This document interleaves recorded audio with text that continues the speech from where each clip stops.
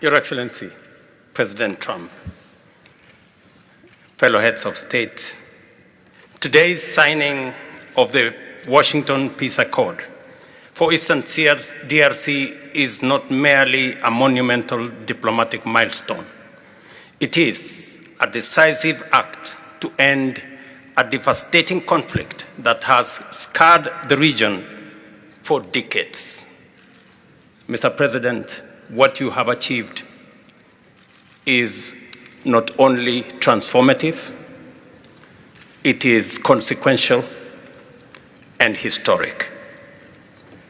This conflict has destroyed livelihoods, destabilized our region, and threatened the future of the entire Great Lakes African continent. Today's achievement culminates a relentless regional effort anchored by the foundational work of the East African Community and SADC, and today, this Washington process. The coordinated Nairobi, Rwanda, and Washington processes created the essential pathway that brings us to this pivotal moment. We would like to extend our gratitude to President Tshisekedi and President Kagame for their leadership during this process. Reaching this point was made possible by the unparalleled consequential convening power of the United States and President Trump's resolute and focused commitment to global peace.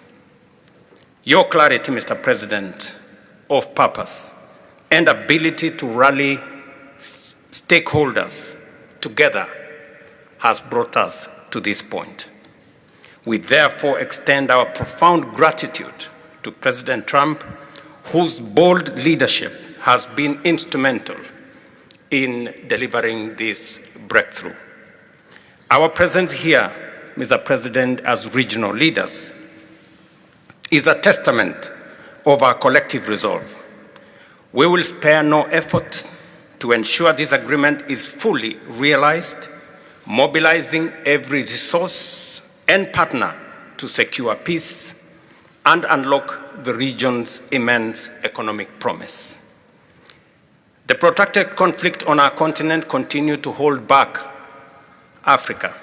Our current 3% share of global trade is stark evidence of how far this war has held us back. A peaceful Eastern DRC can unlock one of Africa's greatest economic opportunities.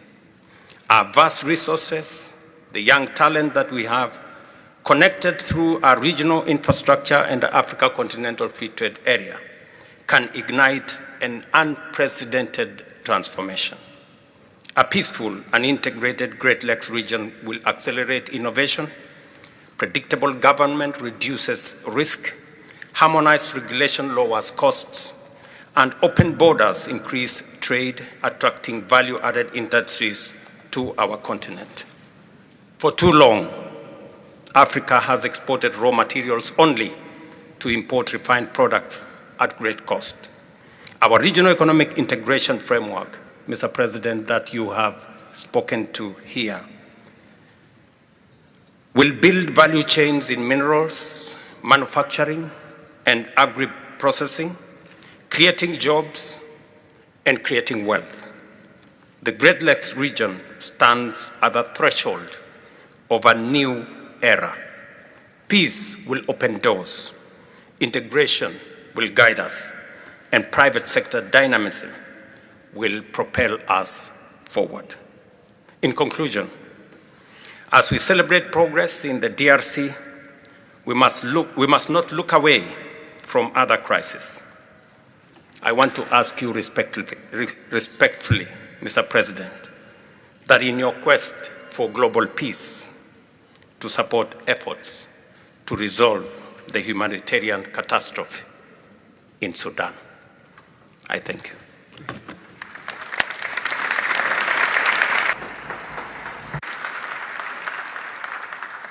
Thank you very much. And I just want to introduce a friend of mine who I just noticed in the audience. He's in charge of a very small sport called here soccer, over there football.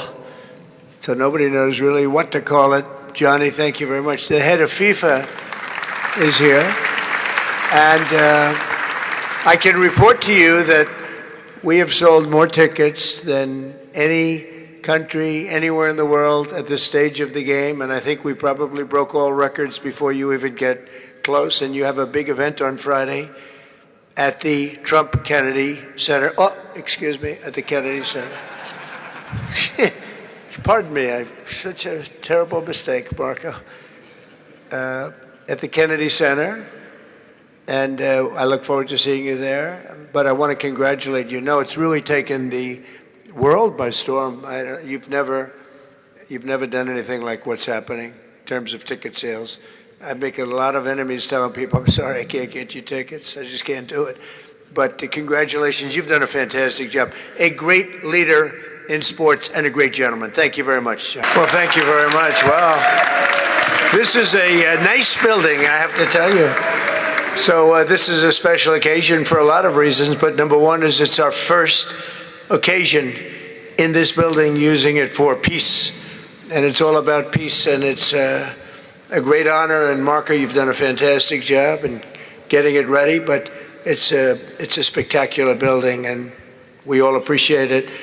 And very importantly, we're settling a war that's been going on for decades with millions and millions of people killed. And these two gentlemen spent a lot of time backstage talking to each other, and over at the Oval Office. We were at the Oval Office together. It was beautiful. And I think it's just a very important day. And we have other leaders from other countries. And you said such beautiful things. I'd love to have you come up. We'll finish up, and then I'd love to have you come up, and if you could issue the words that you just issued backstage. It usually doesn't work, you know. It usually never happens. They said, oh, they said it much better before, but you will probably do better up here. But I'd love to have you say how you felt, because it is an amazing day. Great day for Africa, great day for the world, and for these two countries, and they have so much to be proud of. And I want to thank the leaders. I want to thank you very much. It means maybe more because we are here together for the first time ever in this building. Brand new, beautiful building. I don't want to tell you how much it costs, because I hear it's a lot.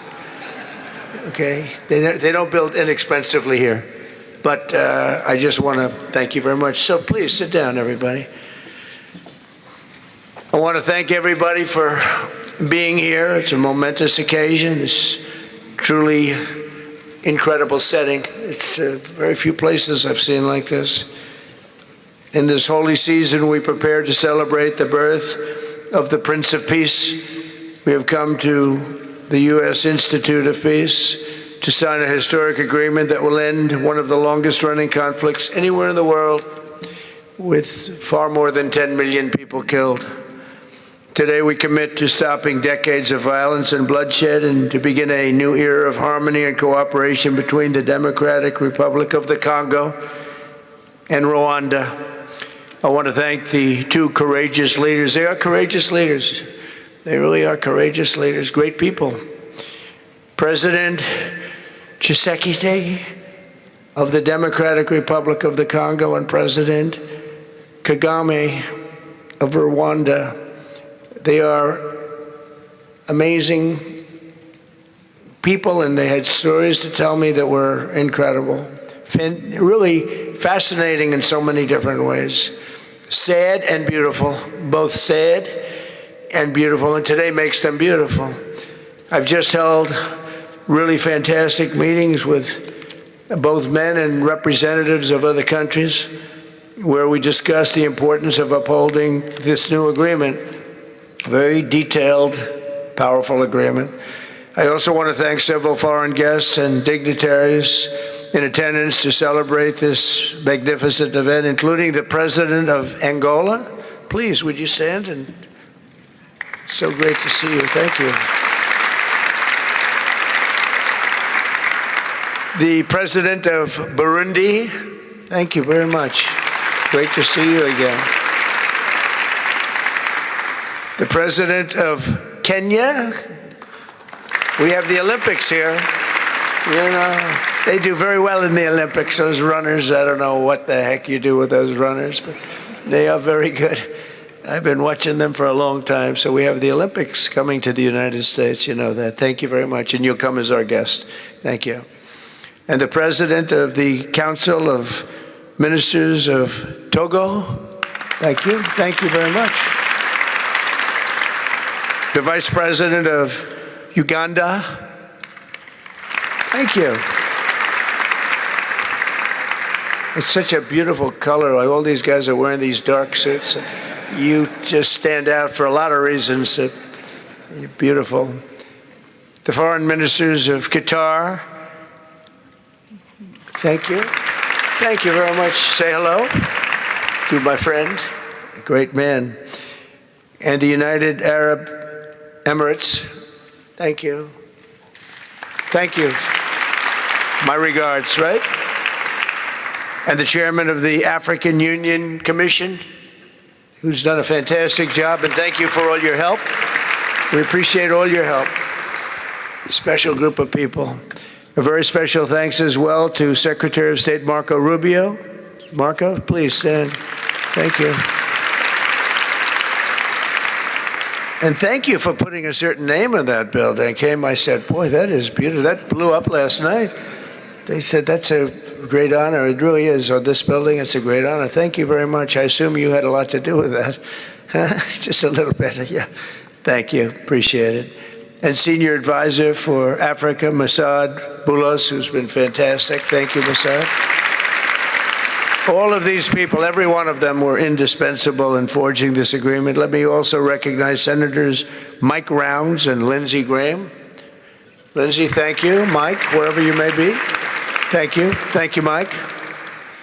Representatives Ronnie Jackson. Where's Ronnie? Ronnie is that great guy.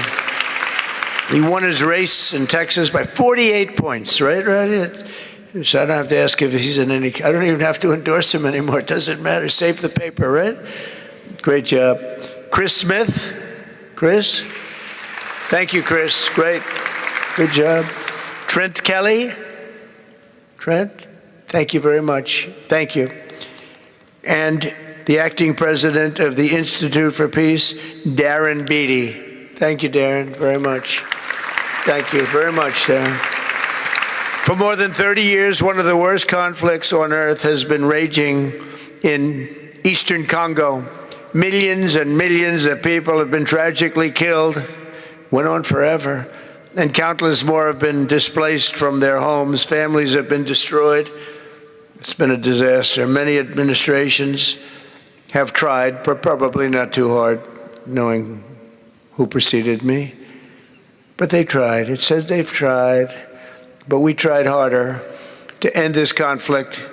But they've accomplished, obviously, they accomplished very little because the killing went on at levels that just got worse and worse. And today we're succeeding where so many others have failed. And this has become the 8th war that we've ended in less than 1 year. Such an exciting thing to do. This has been a really, because we're talking about 30 years of fighting, 30 years, much more than 10 million lives. Last June, thanks to the efforts of Secretary Rubio and Mr. Boulos, Rwanda and the DRC reached a landmark agreement to move toward peace. They started the process. I met with some of their great representatives who are here also. And we started a great process.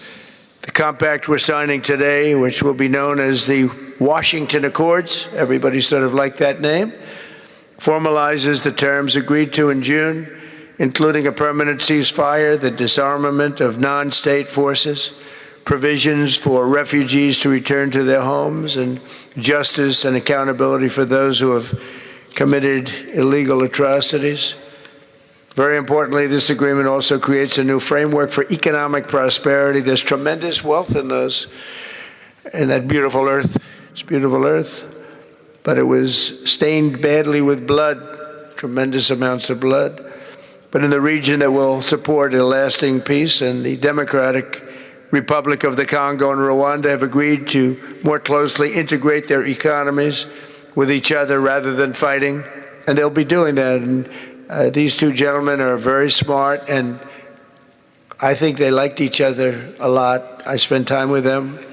I think they liked some people may be surprised. I really do. I think they've spent a lot of time killing each other, and now they're going to spend a lot of time hugging, holding hands, and taking advantage of the United States of America economically like every other country does. So they're going to do very well, but they do have some very valuable things. They're going to have a lot of money and a lot of success, and I think they're going to get along really well, so I hope so. Thank you very much. Look at them. Look at the way they love each other. Thank you. So I have a lot of confidence in both leaders. We'll keep these commitments. I know they're going to keep them and follow through on the agreement and create a much brighter future for the people of their countries. And they're heroes within their countries because of today. And this is a big story. And so much is being written and said. All of the newscasts have it up at the top of the list. And they are heroes, and we want to keep it that way. Today, the United States is also signing our own bilateral agreements with the Congo and Rwanda that will unlock new opportunities for the United States to access critical minerals and provide economic benefits for everybody. And we'll be involved. We're sending some of our biggest and greatest companies over to the two countries, and we're going to take out some of the rare earth and take out some of the assets and pay, and everybody's going to make a lot of money. These are just two of the many new agreements related to mineral supplies that my administration has achieved this year, including with Australia, Japan, Kazakhstan, Malaysia, South Korea, and many other countries. With all of these agreements, we're forging new economic security partnerships that protect the interests of America and our friends and partners, and a core feature of my administration's national security strategy, a big part of which is the tariffs. We're taking in trillions of dollars in tariffs. Nobody's ever seen anything like it, and it's given us really great national security. We'll be paying down debt. We'll be making distributions to people, and we're really doing a job. It's amazing. I was with a gentleman, the future king of Saudi Arabia, and you've heard me say this a couple of times, but 2 months ago when I was over there, he said, and actually Qatar is represented today, and UAE is represented, and your leader said the exact same thing, different words, but the exact same thing, that 1 year ago they thought our country was dead, and now our country is the hottest country anywhere in the world. We're the hottest country anywhere in the world. Nobody's ever seen anything like it. We have over $18 trillion, that's just in 10 months, pledged or being invested or pledged to be invested in the United States. Think of that, 18 trillion. The highest amount we've ever had is 1.5. Under the Biden administration, they did much less than 1 in 4 years. Think of that. So they did less than 1 trillion in 4 years. We have 18 trillion in 10 months. It's going to be much more than that, too. No other country in history has ever been close, no matter what country you pick. So I want to thank you again, everybody, for your great vision, and I want to thank the people, especially the people that we named. Some of the others that unfortunately we didn't name, we just couldn't do that. But for your vision and for your courage, because it's made it possible to begin healing old wounds and transcending past differences and creating a future where every child of God can live in dignity, prosperity, and peace. And these are two very good men, and they're two potentially very strong countries. I'd like to now invite President Kagame to come up and say a few words. It's Rwanda. And then, if I may, President of DRC, who really is doing a great job. These are two men that are doing a great job. And again, they are so respected because of what they're doing today and the mission that they've really, I think, accomplished. And we'll see how it all works out, but I think it's going to work out really great. They want to get on to other ways of living for their people, and they're great leaders. Thank you very much. Please, Mr. President, thank you. Thank you very much.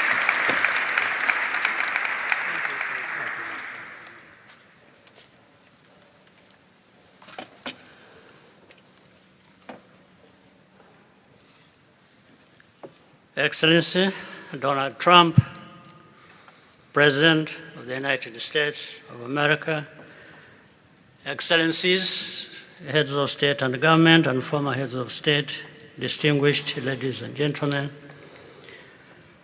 I want to begin with some words of thanks. First, to my fellow heads of state and government from Africa, your presence here confirms that these efforts enjoy the broad support necessary to succeed. I also thank Minister of State Kulaifi, representing His Highness Sheikh Tamim bin Hamad of Qatar. The role of Qatar has been absolutely central in getting us to this point. But of course, the biggest vote of thanks goes to President Donald Trump. No one was asking President Trump to take up this task. Our region is far from the headlines. But when the President saw the opportunity to contribute to peace, he immediately took it. This conflict has lasted for 30 years. We have seen countless mediations and efforts, but none has succeeded in resolving the underlying issues. President Trump introduced a new and effective dynamism that created the space for breakthroughs. His approach is even-handed, never taking sides. He orients us toward the future, not the past, emphasizing that the dividend of peace is prosperity and investment, including from the United States. More importantly, President Trump's approach is pragmatic. The process has not become an end in itself. All of these elements filter down to his dedicated team, and here I want to single out Secretary Rubio and Masad Boulos for special appreciation. We would not be here today without their efforts. And as a result, we have the clearest and most viable path forward that we have ever had. These accords provide everything needed to end this conflict once and for all. If this agreement falters and things do not work out as they are supposed to, the responsibility will not lie with President Trump, but with ourselves. It's up to us in Africa, working with our partners to consolidate and expand this peace. There will be ups and downs on the road ahead, There is no doubt about it. Rwanda, I know, will not be found wanting. I can assure you of that. Our only objective is and has always been for our country to be safe and secure after having endured so much tragedy. We now only want to look forward in confident expectation of a prosperous and stable future. Mr. President, Excellencies, I thank you for your kind attention.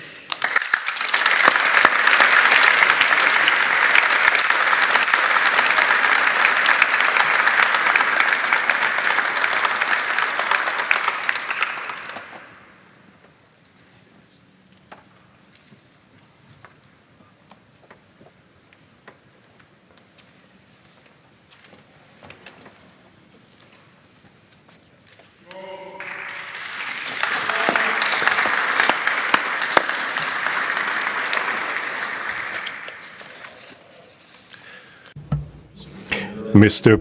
the President of the United States, Donald Trump, ladies and gentlemen, dear members of the delegations, distinguished guests, as we have just placed our signatures at the bottom of the joint declaration enshrining the Washington agreements for peace and prosperity, I do feel, on behalf of the people of Congo, a deep gratitude and clear hope. First of all, I would like to express quite solemnly our deep thanks to the President of the United States of America, Mr. Donald Trump. I would like to thank his administration and also wish to thank the American people for the critical role that they played for the rapprochement, the closening between the Democratic Republic of Congo and the Republic of Rwanda. To these thanks, I also bring in all of our regional partners and our international partners who, thanks to their commitment and engagement, have consistently made this critical moment possible in the road to peace. First and foremost, we have Sheikh Yanim bin Ahmad Adani. We have President João Manuel Lourenço Gonçalves, who is the President of Angola and the acting President of the African Union. And we also have the former President of the Republic of Kenya, my brother, Uhuru Kenyatta, who I can see here in the room. These two great Africans who are at the beginning, who started the Rwanda and the Nairobi processes. And beyond them, I wish to thank also all of the African leaders who contributed to help us in this struggle. And I do hope that we have, yes, reached the end. The Washington agreements are not yet another document. These represent a turning point. They bring together under a coherent architecture a declaration of principles of a peace agreement and also the regional economic integration framework to provide to the peoples of the region a new perspective, a new outlook, namely to finally overcome the cycle of violence, of forced displacements, of mistrust, defiance, in order to begin a new era of friendship, cooperation, and prosperity all shared together.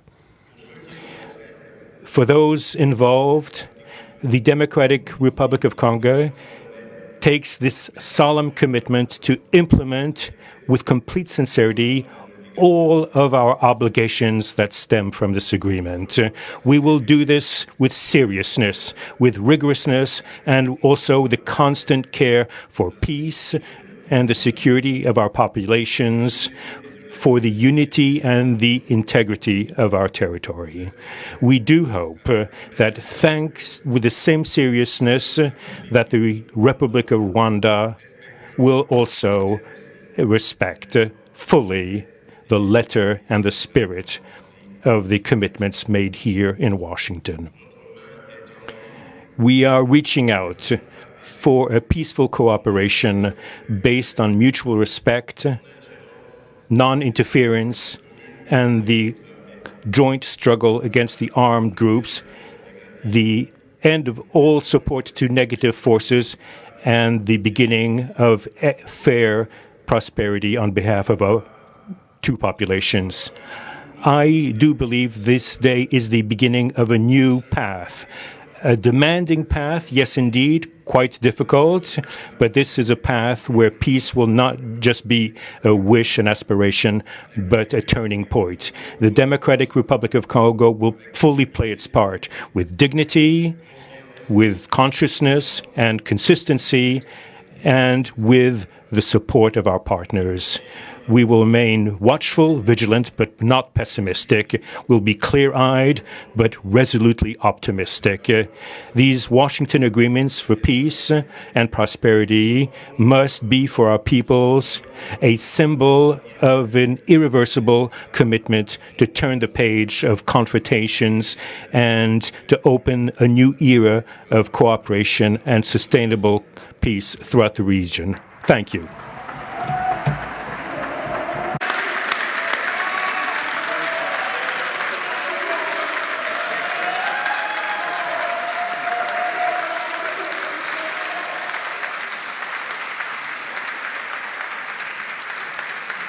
So, if I might, my four new friends, a couple of cases not that new. Could you come up, please? Do you mind? Please.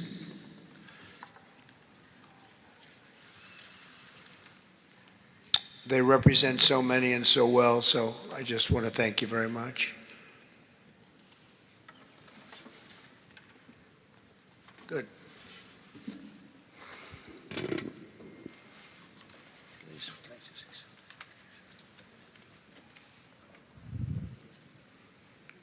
Sr. Presidente Donald Trump, Presidente dos Estados Unidos da América, caros convidados, altas entidades aqui presentes, senhores jornalistas, eu gostaria de realçar a importância desta cerimônia aqui em Washington, D.C., que vai finalmente pôr fim a um conflito que, como já foi dito, dura mais de 3 décadas. Não são exatamente 30 anos, mas mais do que 3 décadas. Um conflito entre irmãos,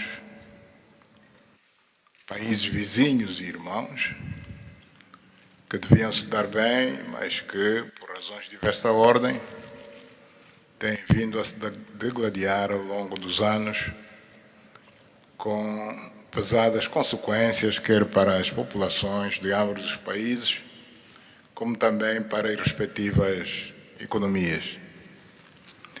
A região dos Grandes Lagos é uma região das mais ricas do mundo, não apenas da África. É enormemente rica em recursos hídricos, terras aráveis, florestas, recursos minerais que estão no subsolo, mas, sobretudo, rico nas suas pessoas, com um potencial muito grande para desenvolver aquela região de África que pode catapultar o desenvolvimento de outras regiões igualmente do nosso continente. O mundo atravessa hoje uma crise energética e alimentar. Nós estamos a dizer que a África e em particular essa região dos Grandes Lagos, tem o potencial, não digo de resolver, mas de contribuir consideravelmente para a resolução destas duas grandes crises, quer alimentar, quer energética, não apenas para o nosso continente, mas para o mundo. A grande barragem do Inga, adormecida há bastantes anos, pode contribuir enormemente para a eletrificação do continente e, consequentemente, para a sua industrialização. Em termos de agricultura, o facto de ter terras aráveis, um índice de chuvas bastante regular e abundante, pode-se desenvolver agricultura naquelas regiões para alimentar o continente. E nada disso tem sido possível fazer-se ao longo de décadas, devido a este conflito que não tem sentido e que, finalmente e felizmente, parece que terá o seu fim hoje aqui em Washington, D.C. Nós procuramos fazer a nossa parte, e quando digo nós, estou-me a referir a Angola, ao Quênia e outros países também africanos. Procuramos fazer o melhor para chegarmos a este momento. Infelizmente não foi possível, mas nós só temos que agradecer ao presidente Trump por ter dado continuidade ao trabalho que nós realizamos e ter conseguido alcançar esse desfecho do qual todos nós sairemos a ganhar. Portanto, mais uma vez, o presidente Trump fez a parte que lhe compete e nós esperamos e acreditamos que é o que vai acontecer, que as duas partes, ou seja, as autoridades da República Democrática do Congo e da República do Ruanda também farão a sua parte para a implementação com êxito deste acordo. Uma coisa é assinar um acordo, outra coisa que é mais difícil, mas é possível, desde que haja vontade política, é implementar em tempo útil tudo aquilo que nós acordamos e assinamos. Parabéns a todos. Muito obrigado. Your Excellency, the U.S. President, President Trump, dear guests, and dear dignitaries present here and press members. I would like to highlight the importance of this ceremony taking place in Washington, D.C., because this has come to put an end to a war that has been there for more than 3 decades, because it's not just exactly 3 decades, but it's more than 30 years.